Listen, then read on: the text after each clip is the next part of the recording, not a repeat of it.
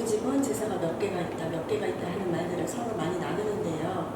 제사는 몇 대조까지 지내는 게 가장 합리적인지 말씀 좀 부탁드립니다. 첫째가 우리 제사 지낼 때 가장 기본이 나는 몇 대까지 지냅니다. 나는 4대까지 지냅니다. 나는 5대까지 지냅니다. 이런 집안이 있어요. 종손이 그렇게 말하면 제가 이해를 해요. 그리고 우리 집안에 대통령이 나왔다든가 국무총리가 나오고 장관급이 나오면 제가 이해를 해요. 그런데 종손도 아니고 우리 집안에 그 장관도 없고 대통령도 없는 사람이 몇 대주까지 지내려고 하면 저 그를 쌍놈이라고 해요. 그건 100% 양반문서를 산 집안이에요. 학생복은 신이라 하면 바로 내가 벼슬이 없다라는 뜻이에요. 벼슬이 없는 자는 아무리 내가 타고나도 내 아버님까지밖에 못 모셔요. 그리고 9급서부터 7급까지는 이대종사에서 내 할아버님까지 모실 수 있어요. 내 할아버님까지 모시고 그 다음번에는 내 후손은 그 할아버님을 문중에다가 드려야 되는, 문중에서 모시게 만들어야 돼요.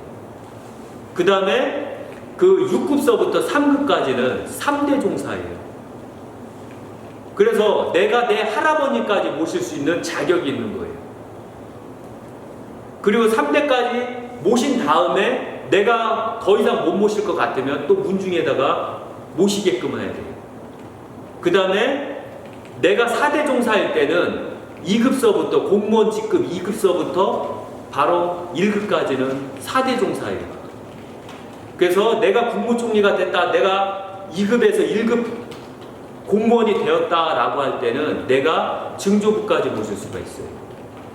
그리고 문중에다가 넘겨주시면 돼요. 그리고 내가 대통령이었다 하면은 5대 종사예요. 내 앞으로 5대, 내 후손도 나를 5대까지 모셔줘야 돼요. 내가 황제가 됐다 하면 몇 대까지 모셔줘야 될까요? 내가 황제였다면 나라가 망할 때까지. 아니 그 문중이 아니라 집안에서, 내 집안에서, 내 집에서 평생. 아니에요. 7대까지 모셔줘요. 내가 황제일 때는 7대까지 나를 모실 수 있어요. 그리고 내가 7대 할아버님까지 모실 수가 있어요. 그리고 7대 할아버님부터는 넘어가면 8대 주어서부터는 그때는 이제 문중에다가 하고 문중에서 이제 평생을 모셔주는 거예요. 왜? 집안을 빛냈으니까. 그리고 여기에 해당이 안 됐는데도 영혼불사분들, 그분들은 내가 모시는 게 아니에요. 내 문중에서 평생 모셔줘야 돼요.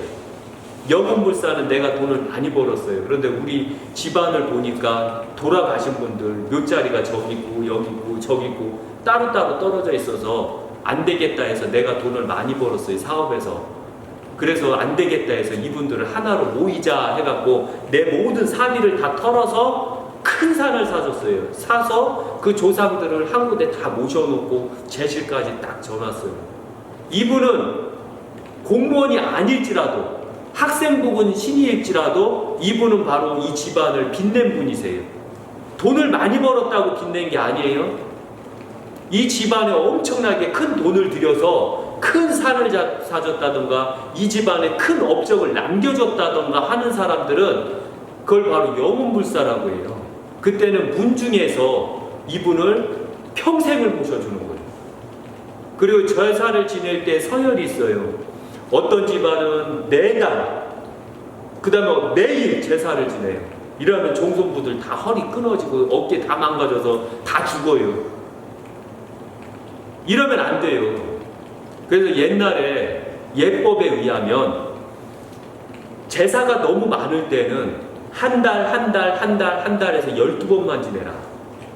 12번을 지낼 때에는 관직이 있는 사람, 같은 달에 관직이 있는 분이 2명, 3명, 4명이 있다면 여기에서 관직이 최고 높은 사람을 앞에다 놓고 나머지 관직을 놓고 그 다음에 나머지 분들을 뒤에다 놓고 제사를 지내라 라고 하셨거든요. 무조건 관직 우선이에요. 그 달에. 그런데 이것도 매 달마다 지내는 건 종손부들을 죽이자는 얘기예요. 완전히 이것은 제사 지내다가 판치자는 얘기예요. 그리고 완전히 노예로 만드는 거예요. 그래서 요럴 때는 시제라는 걸 만들었어요. 그래서 매년 한 번씩 시제를 만들고 시제에서 모든 조상님들 중에 최고 관직이 높으신 분들 이때는 선산을 물려주신 분은 아니에요. 무조건 관직이 우선이에요. 관직을 먼저 우선시하고 그 다음에 선산을 주신 분이 그 다음 순이에요. 영혼불사 순이에요. 그래서 관직이 있는 분을 앞에다 놓고 나머지 관직에 따라서 서열을 정해서 이때는 아버지 종손 예를 들면은 할아버지 이게 이 순이 아니에요. 내가 관직이 있다면 내 아버지는 내 뒤에 서는 거예요. 근데 내 아들이 관직이 있다면 내가 관직이 없고 내 아들이 관직이 있다면 나는 내 아들 뒤에 서는 거예요. 절대 관직보다 앞설 수는 없어요. 그래서 제사 서열도 마찬가지로 그렇게 급수가 있고 그렇게 체계가 있는 법이에요. 그래서 시제를 통해서 제 조상님을 1년에 한 번 지내는 걸로 종손분들 그 허리 끊어지는 일 안 만들어야 되고요.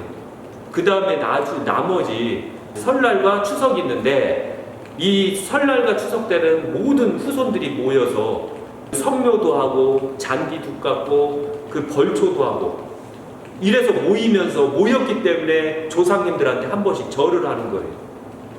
그걸 제외하고는 1년에 한 번 정도 정해서 시제 때 조상님들에게 꼭 고하는 의식을 지내면 좋고, 만약에 그렇지 아니하게 되면 그 가장 문제점이 생기게 있어요. 조상님을 예를 들면 유교에서는 사당을 세우고 집안에 무슨 대소사가 있다던가 애경사가 있다던가 하면 꼭 그 조상님들에게 고해요. 예를 들면 내 아들이 이번에 대학 입시를 봅니다. 합격하게 해주시기를 간절히 바랍니다. 내 아들이 이번에 사법고시를 봅니다. 집안을 더 빛내게 하기 위해서 조상님 도움으로 부디 합격하게 해주시기를 간절히 바라나이다. 이런 식으로 바로 우리는 그런 식으로 해서 시제나 조상님들한테 그런 수많은 이제 많이 빌어왔거든요. 그래서 제사는 지낼 때 1년에 12번, 12달이 있어서 12번, 어떤 집안 무식해서 맨날 지내는 사람, 이런 일은 없도록. 그리고 공자님께서 말씀하시기를, 공자님 때는 제사를 지낼 때 아버님이 돌아가셨을 때는 30년도 좋고 40년도 좋았어요. 결국은 아버님이 돌아가시니까 내가 결혼도 안 한 상태에서 3, 40년 15살이라네. 그러다 보니까 어떤 일이 생기냐면 대가 끊어졌어요. 그래서 공자님께서 이러면 안 된다라고 하셔서 3년상으로 해라. 왜? 조상이 나를 낳은 것은 나를 모시라는 것도 있지만 실제 내 후손들을 번창하게 만들라라는 의미가 더 크다 라고 하셨거든요. 그래서 3년상으로 만들고 3년 상은 묘자리에서 때가 완벽하게 자라는 시점, 동물들이 해코지 않았게끔 그 묘자리에서 3년상을 지내는 거거든요. 지내고 3년 후에는 이제 탈상을 한다고 하거든요. 그게 바로 묘자리에 때가 자라는 시간만치예요. 그리고 또 내가 3살까지 내 아버지는 내 어머니는 나에게 품 안에서만 키웠거든요. 그 시간만큼만 효를 다해라 해서 3년을 만들어 놓은 거거든요. 그 후로 공자님께서 말씀하시기를 모든 예법은 중심은 변하지 않고 시대에 따라서 상에 따라서 시대에 따를 필요가 있다라고 하셨거든요. 그러니까 제사율법도 시간이 지나면 바쁘잖아요. 그리고 자식도 하나밖에 안 나요. 제사 지내려면 그 맏며느리 딱 들어오면 다 도망가려고 해요. 그렇기 때문에 1년에 딱 한 번 시제로서 그걸 다 하는 게 오히려 맞는 것 같아요. 그리고 공자님도 항상 말씀하셨지만 조상을 섬기는 것보다 후손을 더 많이 낳는 게 더 중요하다라고 하셨어요. 그리고 조상을 섬기는 게 가장 중요하다. 후손을 많이 남기고 조상을 섬기면서 조상들을 자랑하라. 그래서 후손들에게 꼭 내가 내 아버지를 자랑하고 내 자식은 내 그 후손들에게 나를 자랑하게끔, 그게 바로 이 선조님들을 모시는 방법이거든요. 요즘에는 제사를 돌아가면서 지내는 경우도 예. 있거든요. 자손들이 뭐 첫째, 둘째, 셋째 돌아가면서 지낸다든가 또는 여행지에서 지낸다든가 하는 경우들이 있는데 그것은 어떻게 생각하시는지 말씀 좀 부탁드립니다. 자, 이 질문 자체가 너무 한심해요. 확 엄청나게 고성 지르고 막 욕하고 싶어, 이 말할 때. 왜냐하면 이런 일이 있었어요. 어떤 집안에서 12분을 모셨거든요. 제사를 12분을 모신다고, 그리고서 약사 세불사에 모셨어요. 12분이 다 모신다고. 그래서 학생복은 신이나 이런 걸 다 썼어요. 위패를 다 쓰고 딱 모셨는데 제사를 첫날 딱 지내고서 측정을 했어요. 영혼 측정이라는 게 있어요. 영혼 측정을 딱 하니까 여기 오신 분은 4분밖에 없었어요. 그러니까 이 문중은 여태까지 8분을 잃어버린 상태에서 제를 지내신 거예요. 이 원인이 어디 있냐면 집을 이사 갈 때마다 그 전 제사에 이제 내년에는 저희가 어디로 이사 가니 다음부터는 주소를 대고 어디로 와주시기를 간절히 바라나이다 라고 꼭 충문으로 고하고 충문을 꼭 태워야 되거든요. 그렇게 하고서 모셔와야 되는데 안 모셔왔기 때문에 그런 거예요. 안 모셔오니까 잃어버리고 해서 결국 조상을 다 잃어버린 거예요. 이 조상들은 막 구천을 떠돌아다니고 이 집안을 완전히 종손을 잡아먹으려고까지 했거든요. 이 종손을 잡아먹는 게 어떻게 들어오냐면 완전히 그 백내장이라는 걸 만들어요. 병을. 그래서 실명을 하게 만들어요. 이렇게 조상을 잘 못 모시면 이렇게 무서운 일이 생겨요. 그런데 여기에서 나타나는 게 뭐냐면 내가 뭐 미국에 가서 명절날 3일 쉬잖아요.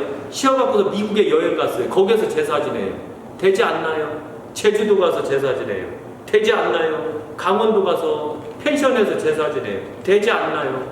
이런 쌍문 같은 게 어디 있어요?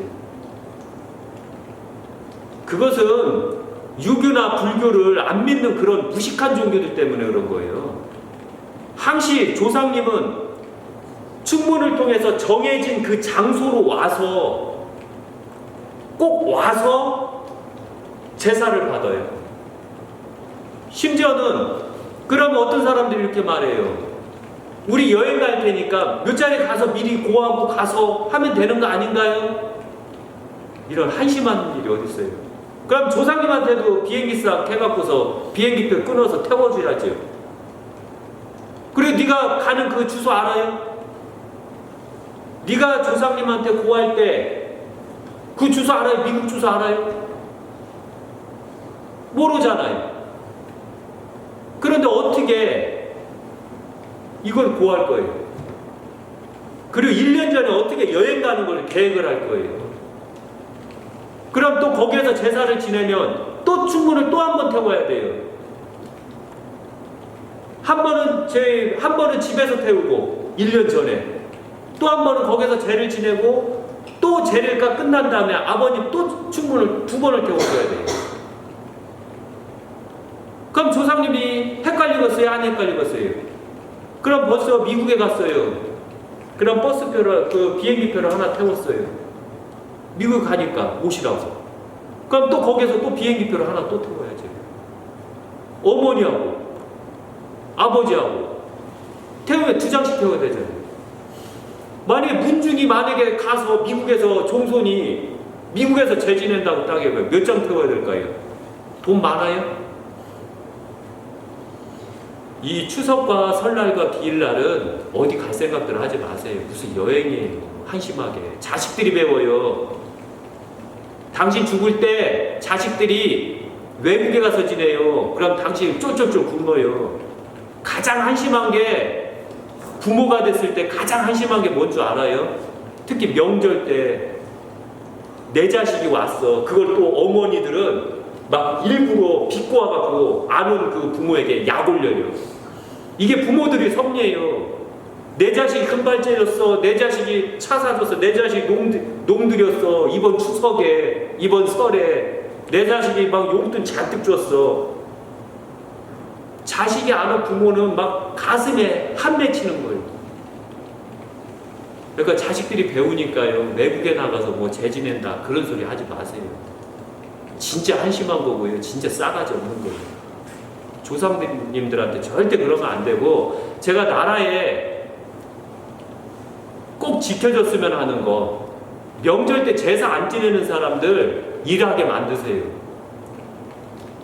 제삿날은 엄연히 조상들 섬기라고 있는 나라 아니에요. 그런데 왜 조상들을 섬기지 않는 자들이 왜 놀아요? 왜 쉬어요? 말도 안 되지. 나라에서도요, 꼭 조상님들에게 제 지내고 상에다 꼭 절한 사람들만 쉬게끔 해주세요. 제발 부탁이에요. 그리고 외국에 나가서 절대로 뭐 제사 지내면 되지 않나요? 한심한 소리 하지 마세요. 심지어는 진짜 한심한 게 많아요. 뭐 제사상에 무슨 바나나가 올라가고, 제사상에 무슨 비율이 올라가요. 제사상에 무슨 파인애플이 올라가고, 뭐 고사지네요. 제사상에 뭘 저기 한다고, 수박도 올라가더라고. 뭐 고사지네요. 제사는 조상님들한테 배운 그대로 가시는 게 좋아요. 그리고 조상님에게 고했던 그 자리에서 그대로 지내는 게 낫고, 후손들한테 제사를 지내고 명절을 알리는 의미도 가르쳐 줄 겸 그날은 어디 놀러 갈 생각 하지 마세요. 참교육을 하세요. 그게 바로 참교육이에요. 기제사는 돌아가신 날 지내는 날 기제사라고 하고요. 차례는 명절날 지내는 날 차례라고 하잖아요. 예. 그럼 기제사와 차례가 다른 점이 무엇인가요? 첫째가 설날은 저번에도 말씀드렸다시피 처음으로 농사가 시작되는 날, 그래서 달이 없는 날, 그리고 달이 차기 시작하는 것, 그때가 바로 설날이에요. 설날에 달 보신 적 있어요? 절대 설날에는 달 못 봐요. 왜? 태양하고 같이 있어서 눈부셔서 못 봐요. 그래서 처음으로 달이 텅 빈 상태에서 한 해가 시작한다라는 뜻이에요. 그래서 설다, 낯설다 해서 이때는 조상님들한테 지내는 게 아니에요. 이제 농사가 시작되니까 그 묘자리, 겨울 동안 얼어있던 묘자리가 이 얼음 때문에 잔디가 죽지 않을까, 관리가 안 돼서 불식이 됐을까, 이게 은어졌을까, 그래서 묘자리를 관리하는 날이에요. 그리고서 낮에 지내는 거예요. 그 다음에 추석에 달 보신 분 있죠? 구름 낀 날 빼고 이 추석에는 보름달이 땡글땡글하게 엄청 크게 있어요. 왜? 설날에는 텅 벼 있는데 추석에는 꽉 차 있거든요. 설날에 꿈을 갖고 계획을 하고 열심히 노력을 해요. 그러면 추석에 큰 보름달처럼 내 풍요가 꽉 차 있다는 의미가 있던 거예요. 그리고 추수감사절은 추수가 다 끝난 다음에 11조를 바치기 위해서 있는 거예요. 원래 11조가 아니에요. 정확한 건 11조가 아니에요. 42조예요. 이 종교를 믿는 자들도 불구하고 그걸 잘 몰라요. 왜? 욕심 때문에. 추수가 끝나면 원래 42조를 내는 거예요. 42조는 닭을 먹였던 사람은 42마리에 한 마리를 내는 거예요. 쌀을 42가마니를 이익을 보면 한 가마니를 내는 거예요. 그런데 여기에서 보면 설날과 추석은 공통점이 있어요. 낮에 지낸다는 거. 낮에 조상님들이 올까요, 안 올까요? 절대 안 와요. 그래서 안 오시니까 묘자리 가서 성묘를 해서, 성묘를 통해서 내 조상님을 직접적으로 묘자리를 관리하라는 날이에요. 묘자리를. 그래서 추석과 설날은 묘자리를 관리하라는 날이에요. 그리고 확인하는 날. 왜? 내 조상이 편안해야지 내가 하는 일에 부담이 없어요. 내 조상님이 불편하면 내가 하는 일에 불만이 생기고 잘 안 돼요. 일도 안 되고. 그리고 음식을 차리고 서먹서먹하잖아요. 추석에는 모든 걸 다 핵곡식을 놓고 내가 이만치 농사를 잘 졌습니다 라고 조상님에게 고하는 의식이 바로 추석이거든요. 그리고 추석이 끝나면 본격적으로 사말 농사가 들어가요. 추수가 들어가요. 그리고 겨울 준비를 해요. 이 시점을 알리는 게 바로 추석이거든요. 그리고 기제사. 기제사는 항시 11시에서 1시 사이에 지내야 돼요. 자시에. 왜일까요? 음이 꽉 찬 날이에요. 꽉 찬 시간에 내 조상님을 모시게 되면 하늘에서 열려서 내려와요. 묘자리에 있는데 어떻게 하늘에서 내려오십니까? 묘자리에서 우리 집까지 오는 길이 열려요. 묘자리를 하늘이라고 해요. 유교에서는.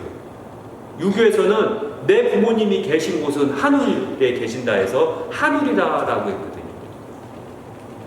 그렇기 때문에 하늘이 문이 열리고 우리 집까지 딱 그 엘리베이터처럼 논수덕으로 쫙 오는 거예요. 그 시간이 바로 11시에서 1시 사이예요.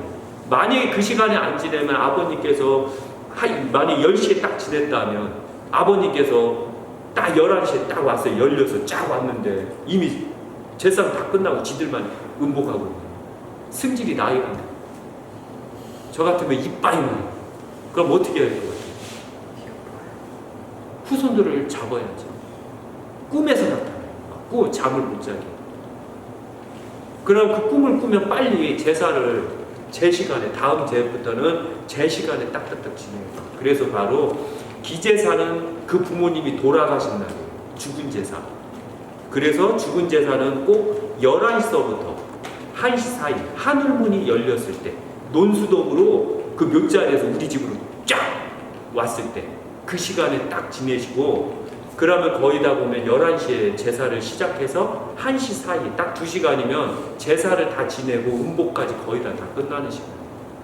조금 후손들이 아빠 나 졸려, 나 자야 돼, 나 잠 많아, 꾸벅꾸벅 해도 제가 어렸을 때는요 조금만 참어, 조금만 참어, 조금만 참어, 이제 다 됐어, 다 됐어 이렇게 아버지가 저를 꼬셨어요.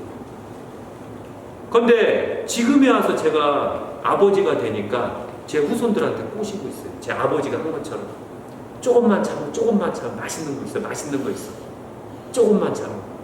그렇게 하고서 자연스레 저희는 그대로 아버지처럼 그대로 가고 있었거든요. 그래서 추석과 설날은 묘자리를 모든 게 다 설날은 한 해 농사가 시작되기 전에 조상님을 관리하라는 날이고 설날은 농사를 다 이루고 내 성과를 조상님에게 고하는 의식. 절대적으로 내가 성과를 이룬 걸 남한테 안 줘요. 남의 조상한테 안 줘요. 내 조상님한테 주는 거예요. 11조 남한테 주는 거 아니에요. 그거 남한테 주는 거예요. 그거. 유교에서는 남한테 잘하기 전에 내 조상한테 잘하라. 항시 내 거부터 챙기고 남이 남으면 남 챙겨줘라 이랬지. 내 조상도 못 챙기면서 남의 조상을 챙기는 이런 무식한 거 없어요. 그래서 항시 기제사하고 기제사는 아까 뭐라고 그랬죠? 묘자리하고 내 집하고 딱 통하는 시점, 딱 논수덕으로 오는 시점을 기제사라고 하고 그 다음에 추석과 설날은 시작하고 결실을 얻는 것을 알리고 그 다음에 서로 축하를 하기 위해서 있는 제사예요. 재밌었어요? 네. 네. 막 꼬지져주는 거 괜찮지요? 네. 네. 앞으로 혼낼게요. 막 방송에다 대고 막 혼낼게요. 괜찮은 것 같아요. 괜찮아요? 네. 왜냐하면 일반적으로 저기 하니까 안 되것이요. 그 아는 것도 없고 아는 거 없는 자들이 어른 되려고 하면 안 돼요. 네. 꼭 아는 게 있는 자가 어른이 돼야 되고 아는 만치 행동으로 옮기는 자가 어른이 돼야 돼요. 아셨죠? 저희 앞으로 그 유교는 원래부터 그래요. 아는 자들 거예요. 그리고 모르는 자는 나이가 어려도 배워야 돼요. 그리고 나이가 어린 자는 나이 많은 자를 항시 이 존경으로서 배워야 돼요. 이게 원래 유교예요. 그런데 우리가 아는 유교는 잘못된 거예요. 이해가시겠죠? 그만해. 무조건 어른을 혼내켜야 된다. 말도 안 되는 소리. 예.